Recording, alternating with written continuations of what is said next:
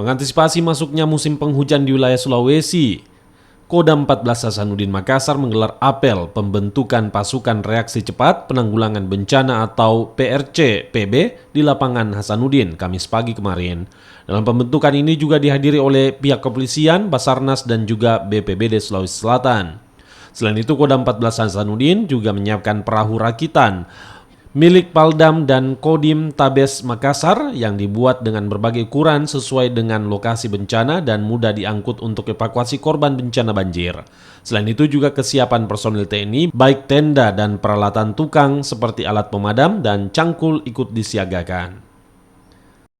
Pengalaman tahun kemarin di wilayah Kodam 14 Hasanuddin ada beberapa bencana alam baik longsor, kemudian banjir. Nah, terutama di Kota Makassar kemarin sempat terjadi banjir. Nah, ini salah satu antisipasi dari Kodam untuk supaya menyiapkan baik personilnya maupun materialnya dalam rangka menyikapi bencana tersebut.